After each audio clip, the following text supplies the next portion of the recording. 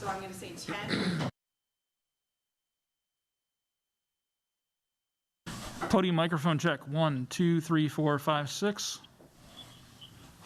Yep.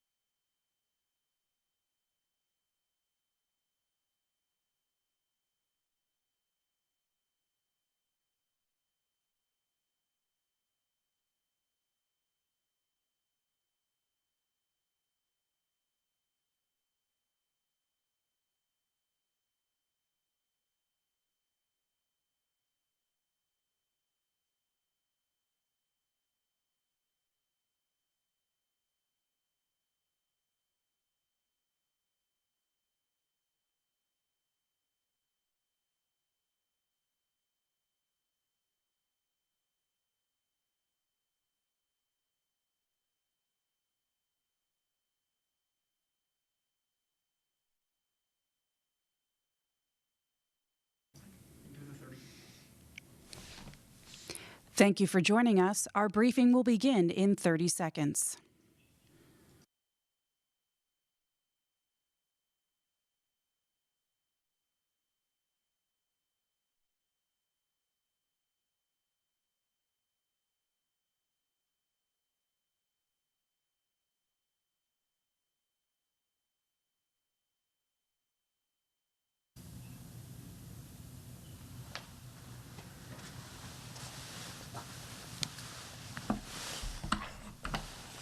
Thank you to everyone for joining me today.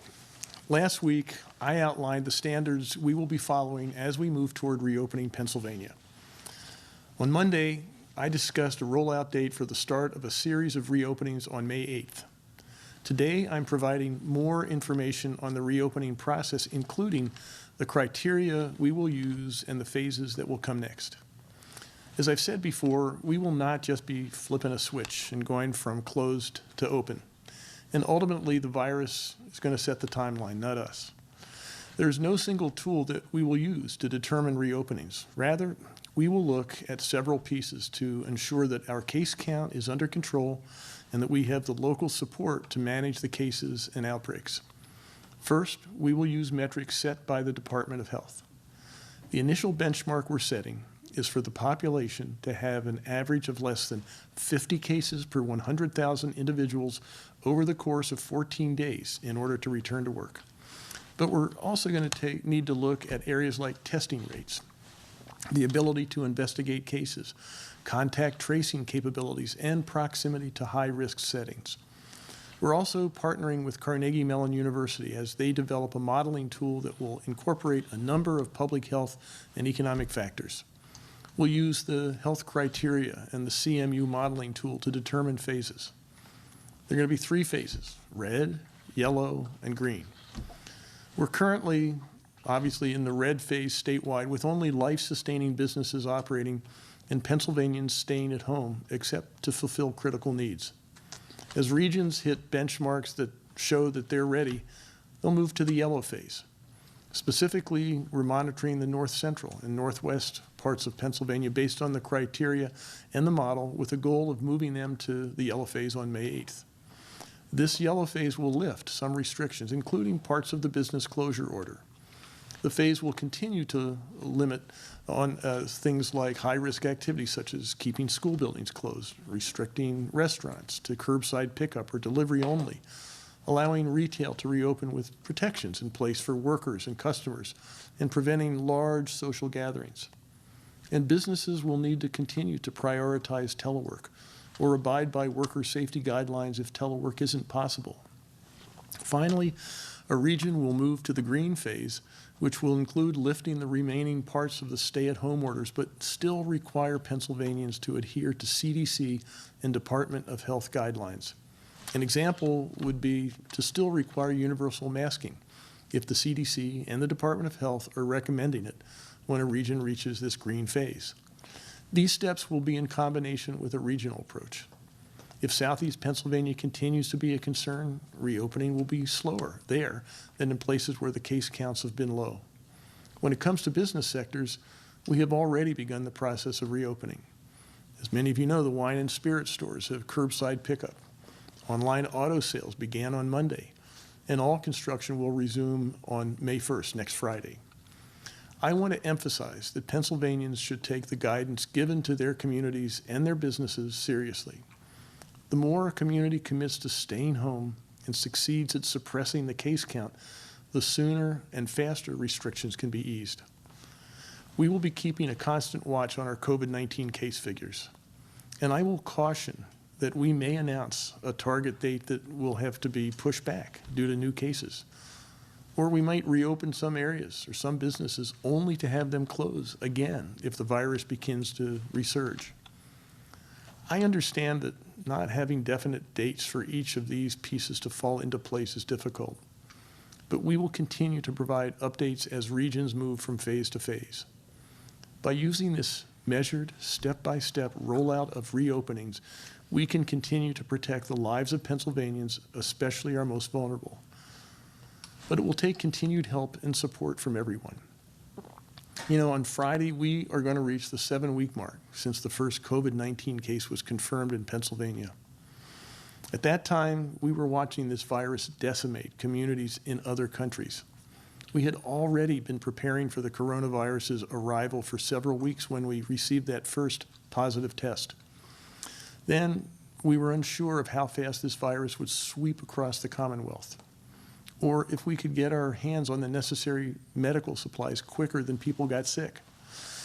We began with the least invasive containment efforts, contact tracing, quarantining individuals who were exposed to a known case, and asking people to self-isolate if they had symptoms. As the case count grew, so did our efforts. We rolled out closures with high population activities like schools. We rolled out business closures and stay-at-home orders in counties where the virus was rapidly spreading. Finally, we issued statewide closures and stay-at-home orders. These incremental steps bought us time to slow the virus's speed and ultimately led us to flatten the curve. Many people are still getting sick from COVID-19, but the current pace allows every sick patient to receive the medical treatment they need. And while many families are grieving loved ones lost to the virus, we have not seen the devastation that other places have seen. You all have done so much to step up and avert what could have become a much, much worse tragedy. I know that you're becoming weary. Some of you have been under stay-at-home orders for 6 weeks. And that's 6 weeks you haven't been able to visit your family, go to the gym, or browse in a store. Making this worse is the uncertainty of the future. We don't know when we're getting back to work, making it difficult to create personal financial plans. We don't know when our kids are going to be able to resume activities like sports or school. We don't even know if we should postpone that June wedding or cancel those summer vacation plans. And that's hard, because when you go through a rough patch, having something to look forward to really helps. So right now, I'm attempting to provide as much certainty as I can, even though the virus ultimately controls the calendar for each and every one of us. As I said earlier, the more buy-in we get, the quicker we can suppress the virus and start to reopen. So let's continue to stay at home for now when we can. Let's work together and make the final push to get our case rate down. And let's get this pandemic under control so we can put plans on our schedules and get back to doing the things we love. I know that Pennsylvanians are strong, and I have faith that all of you will continue to do your part. Thank you. And now I'm going to turn this over to Secretary Levine.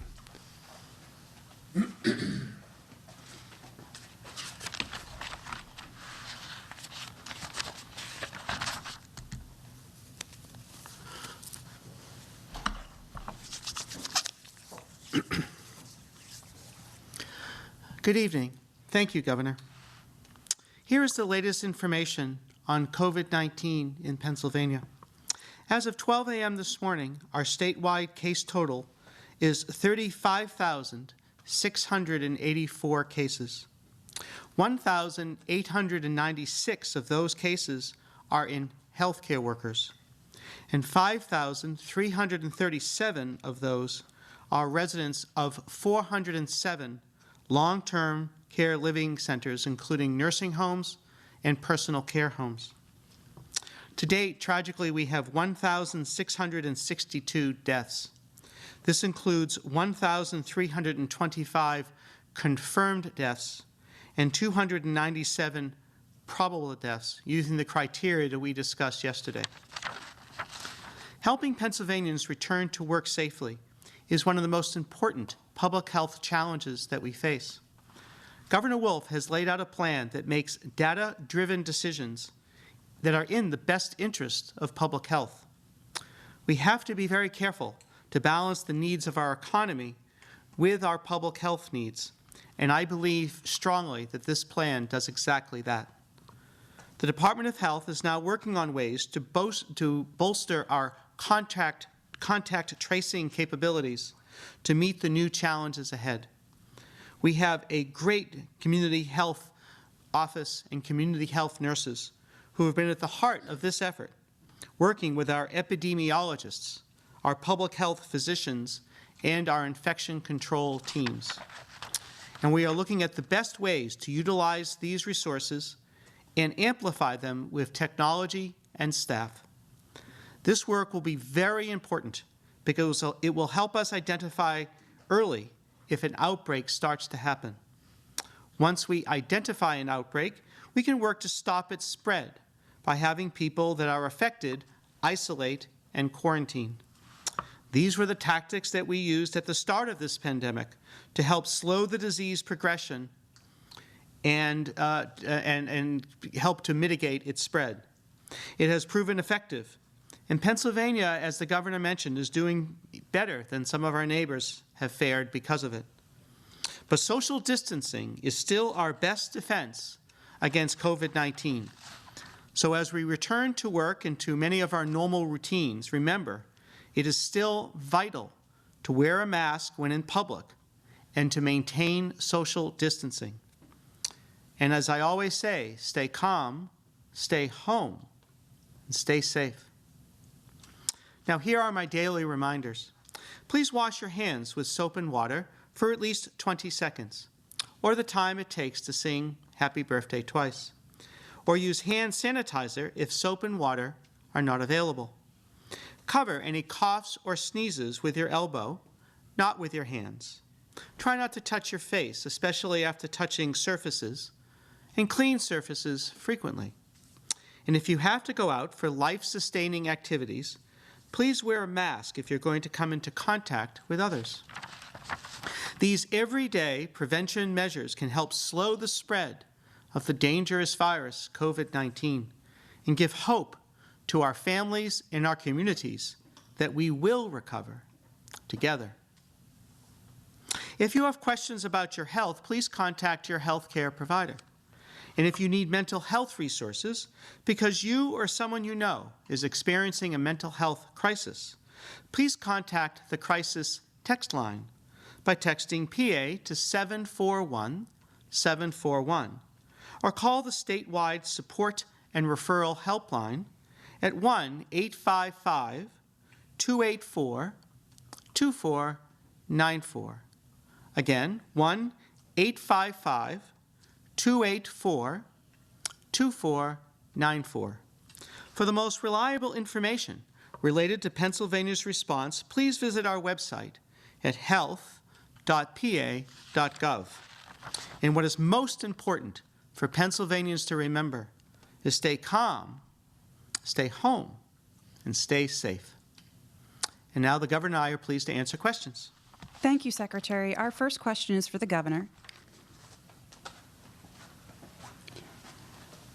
Governor, from the Altoona Mirror, a reader who needs to talk on the phone to an unemployment compensation call taker and who called 5 hours straight today with 2 10-minute breaks but still couldn't get through asked why can't the Department of Labor and Industry extend phone hours into the evenings or weekends past the current daily stop time of 4 p.m.? We are trying as many things as we know how to do to increase the capacity. We were overwhelmed by the surge of initial applications for relief, and there's no question that the systems we're overwhelmed. So we are working really hard. We're doing a number of things. We're adding people. And more people. We're bringing annuitants, retirees back to work in the call center. We've invested in new technology. We have invested in new people working in processing of the claims. And we're also even increasing employees, the number of employees in our mailroom. So we recognize that we are far away from where we need to be. We're better than we were a week and a half ago, 2 weeks ago, but we still have a ways to go, and I apologize for the inconveniences this has caused, and we're working on it. Governor, from the Associated Press, why wait until May 8th to reopen counties where there's so few cases they'll never hit 50 cases per 100,000 residents? Yeah, we're trying to be as safe as we can, and again, some of the statistics we're looking at are based on people staying at home. As we start to lift these orders, people will start to move around more freely, and these numbers might change dramatically. We're trying to be prudent and careful, and we want to keep people safe. So May 8th, we think, is the soonest we can start to lift the orders, even in areas that right now look like they're doing quite well. The next question's for the Secretary. Dr. Levine, from the Capitol Star, HAP said that it was in talks with the administration today about resuming non-emergent services as the lockdown eases. Can you characterize the state of those talks and what you would need to do to allow hospitals to start treating those patients? Mm-hmm. So that is correct. We have had discussions with the Hospital Association as well as a number of different health systems and hospitals about when would be the right time to allow non-emergent procedures to occur. Now remember, some of those are procedures that really have to happen for people's health, and they've been on hold, and it's really difficult. So we are coming up with guidance using their information and other information that we've obtained nationally to come up with the best way to move forward to allow people to get the non-emergent but urgent procedures that they need. Also from the Capitol Star, we know that people are skittish about going to hospitals. How will the state reassure them that it's safe once the lockdown is over? Well, so as the governor has mentioned, this is not going to be one day where the lockdown is over. It's going to go in a measured, progressive approach, region by region, using the data that we have from a public health perspective and also the models from Carnegie Mellon University. And so when we are able to do that, we'll feel very confident that people who go to a hospital for other purposes, for instance, than COVID-19, will be safe.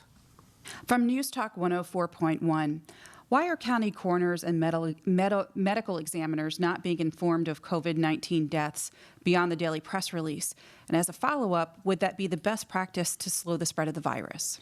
Well, so we have are drawing a balance between the hospitals and the coroners, and we've had discussions with both, and we're going to try to strike the right balance in terms of death reporting into our data systems. And I plan to reach out to the coroners to listen to their concerns, to the coroners' guidance that we put out, and try to strike that balance. Also from 104.1, is Pennsylvania receiving any funding sources based on the number of COVID-19 cases or deaths? And if so, where are those funding sources coming from? Well, from the public health perspective, we have received funding from the CDC in terms of our public health response. And then, of course, there are the funding that has been approved by Congress for relief of small businesses, for relief of hospitals, et cetera. From WNEP, regarding the state of now counting probable deaths, roughly 4 out of 5 of COVID-19 cases come back negative. How can COVID-19 be listed as a cause or a contributing factor in a death if no test has been done? Well, so it depends upon the circumstances for that patient and how tragically they passed away. So it might have to do in terms of what symptoms they had, how their clinical course was consistent with COVID-19, and other determinations by the hospital or healthcare system that was taking care of that patient. It would also be determined by the contacts that that person had. For instance, if they were in a household where we know there was a patient with COVID-19, or maybe in a long-term care living facility which had significant number of cases, then we can make that determination of a probable death from COVID-19. The next question is for the governor.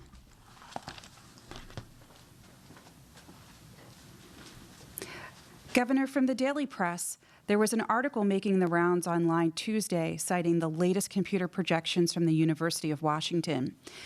The map included showing the earliest date after which relaxing social distancing might be possible in each state, with containment strategies including testing, contact tracing, isolation, and limited gathering size was May 25th to the 31st for Pennsylvania.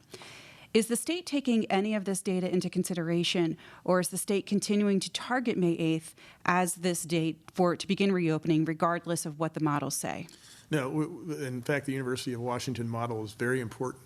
The challenge is that Pennsylvania is not the same all over the state. Right now, the cases are concentrated in the southeast and the northeast. And as you move farther west, the density of cases declines. So what we're trying to do with this measured and phased reopening is to look at Pennsylvania as it really is, not as one monolithic thing, but as a place that is very different and very diverse. And so May 8th is when we're going to be starting, and we'll be rolling this out just as we close down in a phased way. We're going to be reopening in a phased way. Governor, from WTAE, has there been any change in the enforcement of traffic violations on Pennsylvania's highways? No. Okay. I mean, not as far as the state's concerned. I can't speak for all the municipalities around the state, but no, not as far as the state's concerned. And also, can you tell us more about how your administration plans to enforce the order for people to wear masks when they leave their home? Yeah, the enforcement, it's self-enforcement. We're providing guidelines as to how we can work together to defeat this virus. The virus is setting the timeline. The virus is determining what we need to do. We may or may not like it, but this is what we have to do. So enforcement really comes down to each individual making the decision that they don't want to infect somebody they are near to, someone they love, a neighbor, a coworker. And that's ultimately is what is going to defeat this virus here in Pennsylvania. All of us, 12.8 million Pennsylvanians, working together to decide that we're not going to let this virus defeat us. We're going to beat the virus. Also from WTAE, today a widespread outage affected Armstrong Cable customers near the Pittsburgh area, affecting many people who are working from home. Is your administration planning to do anything that would help utility companies respond to outages like that, or even power or water outages while many families are staying at home? Pennsylvania has in place a number of things that we do to help public utilities when this kind of thing happens, and we've been doing that all along. We will continue to do that throughout this crisis. Governor, from the Associated Press, did the governor move the resumption of construction to May 1st instead of May 8th? Yes. Okay. And our next question is for the Secretary.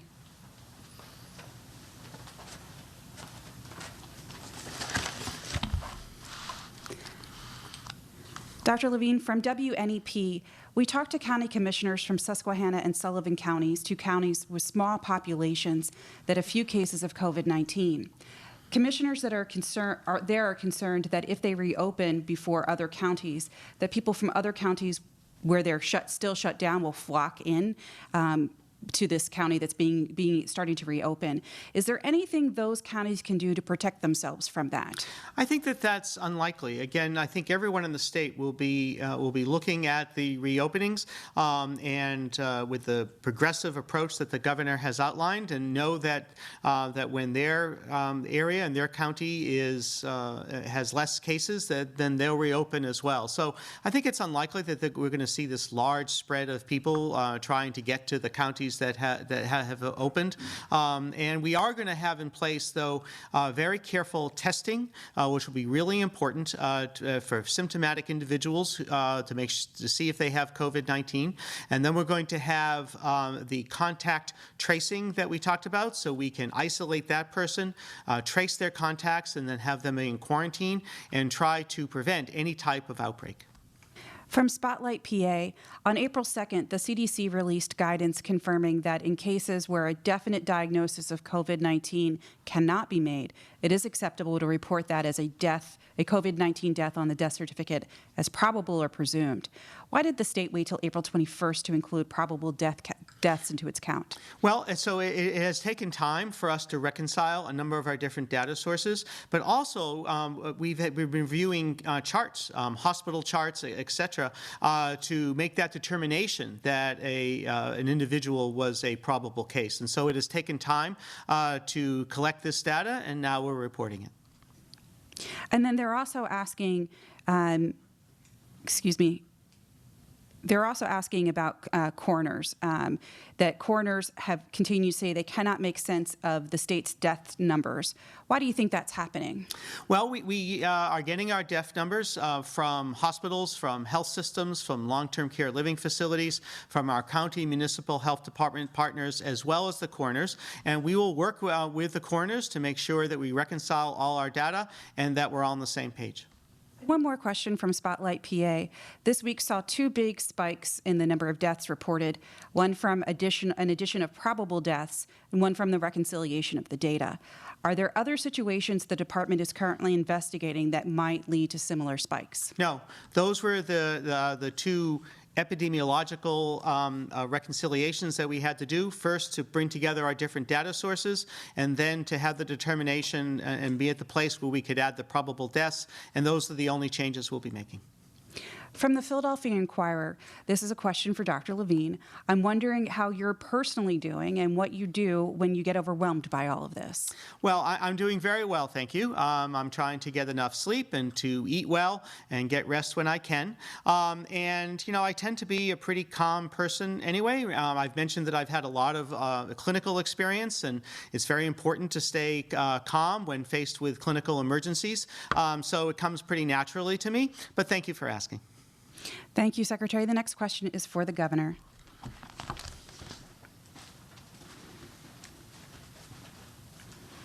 Governor, from Penn Live, can you define the north central and northwest regions of the state? Since you say they are the closest to seeing a lift, what counties would be involved? Well, the counties that I'm looking at are counties like Tioga and up in the as far west as McKean County. Those are the areas that we're looking at this point. But again, the data is going to drive this. And you know, I say sort of the central northwestern part of the state. These are the areas we see the lowest density. Again, we're going to be applying the metrics that I mentioned, the number of cases per 100,000 people, to make sure that we're doing this in a data-driven, evidence-based way. From Telemundo, will the state or the counties have a final say on when to reopen? Actually, we have to look at the state. The Commonwealth has to look out for the interests of the entire state. Obviously, we work in close partnership with the counties, but the ultimate call is going to be, you know, looking at the interest of the state, people all over the state, people moving from place to place. Let's take a look at this from that perspective. Again, ultimately, the virus determines how we do this, how successful we are, what our timetable is, and every single Pennsylvanian, every one of the 12.8 million Pennsylvanians will determine how successful we are in fighting this virus and where. Governor, from News Talk 104.1, tomorrow the Pennsylvania Senate is holding a public hearing on your administration's response to COVID-19 and its impacts. What is your reaction? I think that's what happens in a democracy. I mean, transparency is absolutely essential. The free press looks over our shoulder. Every single citizen of Pennsylvania whom we work for looks over our shoulder, and I think the state legislature, this is part of their responsibility. Governor, from Fox 43, will hairdressers and barbers be allowed to reopen under the yellow phase? I don't know at this point. That's a good question. We just haven't determined that, so have not got that granular. And some outlets are actually asking about the clarification of 50 per 100,000 cases for 14 days. Clarifying that metric, Penn Live, PA Post, PBS 38, and the Tribune Review are all asking about the rationale for that and what does that criteria mean? Well, I should turn that over to the Secretary for that. There's a good rationale, so Secretary Levine. Thank you, Governor. From a public health perspective, we're really looking at areas that have not had widespread community transmission, that there might have been some cases, but not certainly as much transmission as we have seen, as the Governor pointed out, in the southeast, in the northeast, even in Allegheny County. So he had mentioned several counties and areas and regions of north central and northwest Pennsylvania that really have had few cases that we know of. So we need to make sure that we have adequate testing, which we will do, and feel very comfortable with that type of metric. Secretary, as a follow-up, and this question's for the Governor as well from Penn Live, you talked about the criteria that there's a yellow phase for 50 cases per 100,000. What is the case count criteria to move a region into green, and has that been established yet? That has not been established, but let me just follow up on what the Secretary said. We're looking, trying to have this be a data-driven, evidence-based decision that we're making here. We're looking at places that have a truly minimal, where the virus seems to be having a truly minimal impact.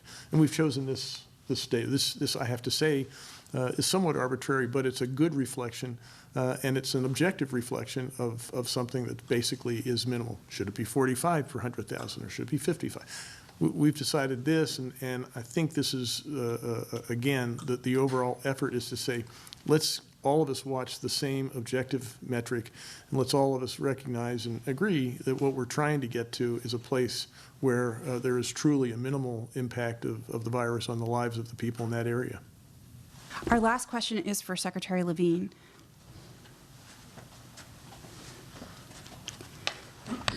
Secretary, from the Citizens' Voice, it was announced that beginning Thursday, April 23rd at the Mohegan Sun Arena site, that they'll be open from 10 a.m. to 4 p.m. daily to test symptomatic northeastern Pennsylvania residents. What prompted the move to testing anyone who's symptomatic, not just those over the age of 65 and up? Well, we feel from a public health perspective it's important to loosen that criteria. And that's because we have been able to obtain more of the reagents and chemicals to increase our testing capacity. All of the samples being obtained from that site are being tested actually at our laboratory, our public health laboratory in Exton. And through work with the federal government, we have been able to obtain more reagents so we can do more tests. And so I think it would be really important to get an even better sense of the penetrance of COVID-19 to be able to test really anybody who is symptomatic. We do not have the ability yet to do widespread population-based testing of asymptomatic people, of people who have no symptoms, but we wanted to loosen the criteria. And as a follow-up, they're asking about any addition of phone registration for the testing site at Mohegan Sun. Yes. So tomorrow we will be able to take registration using our Department of Health phone number, which is 1-877-PA-HEALTH. So people can call that number, and our professionals answering the phone will be able to schedule them to get the test at that site. So we're very pleased to add that. It's very important. Thank you so much, Secretary, and thank you, Governor. For the reporters whose questions we were not able to answer, the Department of Health and Governor's Communications Office will follow up within the next 24 hours. Thank you so much, and our next briefing will be tomorrow.